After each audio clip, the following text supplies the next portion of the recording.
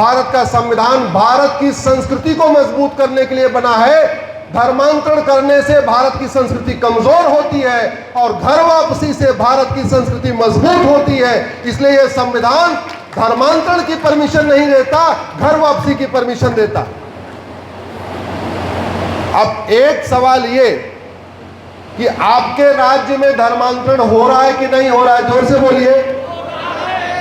आपके जिले में धर्मांतरण हो रहा है कि नहीं? उस पे कार्रवाई कुछ हो रही है क्या?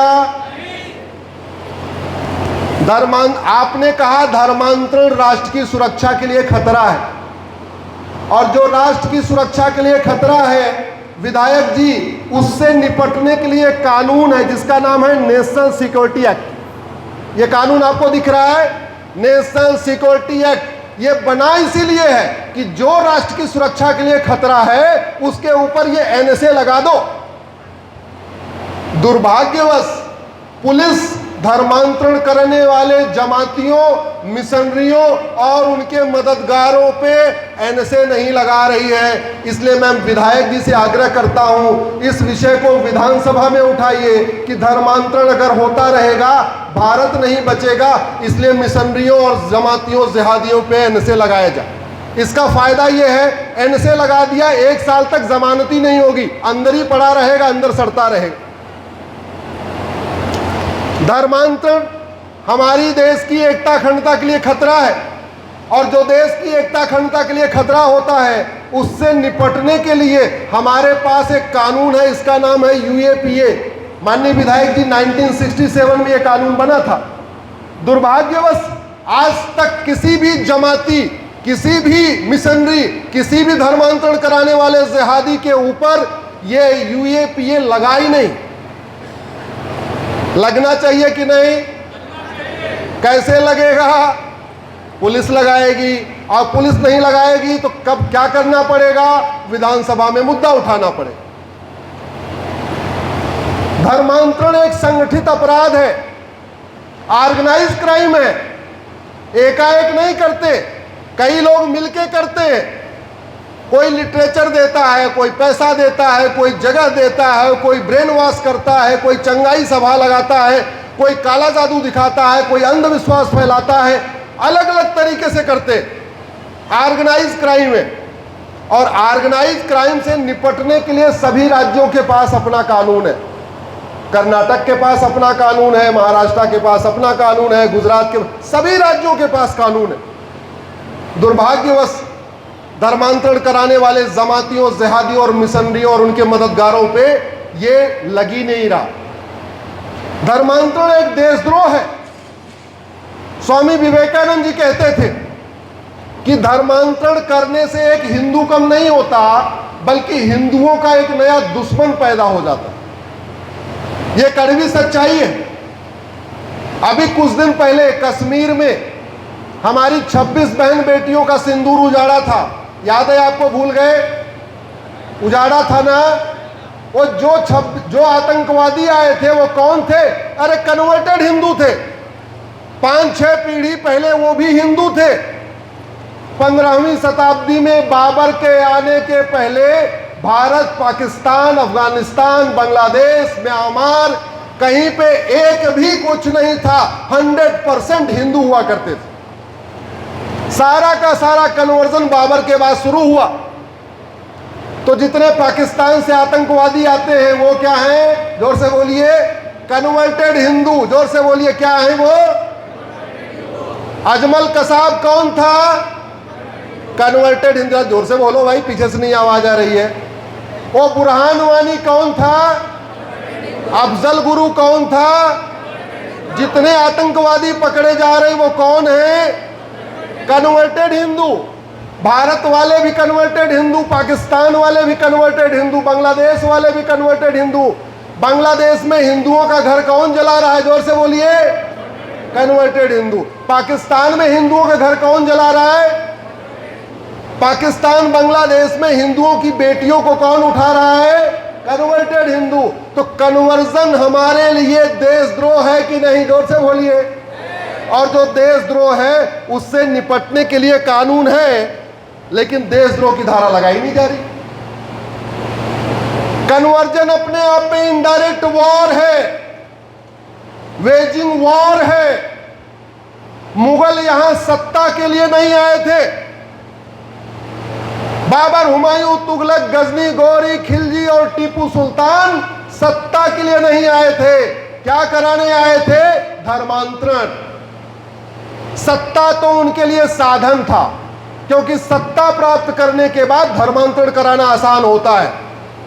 ईस्ट इंडिया कंपनी बिजनेस करने नहीं आई थी, अंग्रेज यहां बिजनेस करने नहीं आए थे, अंग्रेज सत्ता के लिए नहीं आए थे, सत्ता उनके लिए साधन था।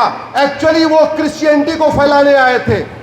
तो जितने मुगल थे वो इस्लाम को फैलाने आए, जितने अंग्रेज थे वो क्रिश्चियनिटी को फैलाने आए, और फैलाया उन्होंने। 9 राज्यों में मार्च खत्म हो गए, उसमें उनका बहुत बड़ा योगदान है। यह धर्मांतरण अपने आप में वेजिंग वॉर है, इनडायरेक्ट वॉर है। और इनडायरेक्ट वॉर के लिए पुरानी वाली आईपीसी में भी और नए वाले बीएनएस में भी आजीवन कारावास और फांसी की सजा का प्रावधान है। लेकिन पुलिस लगाती नहीं है। तो हो क्या रहा है? धर्मांतरण कराना एकता अखंडता के लिए खतरा है, एनसे नहीं लग रहा है। धर्मांतरण हमारे राष्ट्र की सुरक्षा के लिए खतरा है, एनसे नहीं लग रहा है, यूएपीए नहीं लग रहा है। धर्मांतरण इनडायरेक्ट वॉर है, फिर भी वेजिंग वॉर की धारा नहीं लग रही है। धर्मांतरण देशद्रोह है, फिर भी देशद्रोह की धारा नहीं लग रही है। इसका समाधान एक ही है, विधानसभा में प्रस्ताव पेश किया जाए और डीजीपी को बोला जाए, चीफ सेक्रेटरी को बोला जाए, सभी जिले के कप्तानों को बोला जाए, जो धर्मांतरण करा रहा है उसके खिलाफ एनएसए लगाओ, यूएपीए लगाओ, वेजिंग वॉर लगाओ, देशद्रोह लगाओ, गैंगस्टर एक्ट लगाओ, 100% प्रॉपर्टी जब्त करो, इनकी नागरिकता खत्म करो, इनको आजीवन कारावास फांसी देना शुरू करो। मैं गारंटी के साथ कहता हूं, ये 5 धाराएं मिशनरियों पे, जमातियों पे लगना शुरू हो जाए, कर्नाटक से धर्मांतरण रुक जाएगा। और जहां जहां ये धाराएं 5 लगेंगी, जिस भी राज्य में लगना शुरू हो जाएंगी, वहां धर्मांतरण 100% बंद हो जाएगा। ये मैं गारंटी आपके साथ दे रहा हूं। लेकिन इसके लिए आवाज उठाना पड़ेगा। धर्मांतरण एक बहुत बड़ा प्रॉफिटेबल धंधा हो गया, बहुत बड़ा बिजनेस हो गया। वही हिंदू अगर ड्राइवर की नौकरी करता है तो 20,000 रुपए कमाता है, इंजीनियर बन जाता है तो 50,000 रुपए कमाता है, टीचर बन जाएगा, हवलदार बन जाएगा तो 50-60 हजार कमाएगा, और ज्यादा होगा तो 1-2 लाख कमा लेगा। लेकिन अगर वो धर्मांतरण कराने लग जाए तो 4 से 5 लाख रुपए महीने कमा सकता है। पर फैमिली 1 लाख रुपए मिलता है, वो भी SC ST ट्राइबल फैमिली को कन्वर्ट करने पे 1 लाख मिलता है। अगर वो व्यापारी समाज है, अग्रवाल, जैन, माहेश्वरी, मारवाड़ी समाज है, क्षत्रिय समाज है, या लिंगायत समाज का है, या ब्राह्मण, मतलब जो थोड़े संपन्न समाज का है, तो 5 लाख, 6 लाख, 8 लाख, 10 लाख तक मिलता है। अंदर से भी फंडिंग हो रही है, बाहर से भी फंडिंग हो रही है। अंदर जो ड्रग के जरिए पैसा आ रहा है वो भी धर्मांतरण के काम आ रहा है, बाहर से हवाला की फंडिंग आ रही है, FCRA की फंडिंग आ रही है। तो जब तक फंडिंग नहीं बंद होगी तब तक धर्मांतरण नहीं बंद होगा। जब तक काला धन खत्म नहीं होगा तब तक धर्मांतरण नहीं खत्म होगा। जब तक हवाला कारोबार खत्म नहीं होगा तब तक धर्मांतरण नहीं रुकेगा। जब तक विदेशी FCRA की फंडिंग नहीं रुकेगी तब तक धर्मांतरण नहीं रुकेगी। अब आपके पास ऑप्शन है, या तो 15-20 साल बाद 15-20 साल तक काले धन का मजा ले लीजिए, हवाला का मजा ले लीजिए, 500,000 की नोट का मजा ले लीजिए, और नहीं तो थोड़ा कष्ट आप भुगतिए, काला धन हवाला के खिलाफ आवाज उठाइए। काला धन हवाला भ्रष्टाचार खत्म होते ही, विदेशी फंडिंग खत्म होते ही ये कन्वर्जन रुक जाएगा, ये मैं गारंटी के साथ कहता हूं।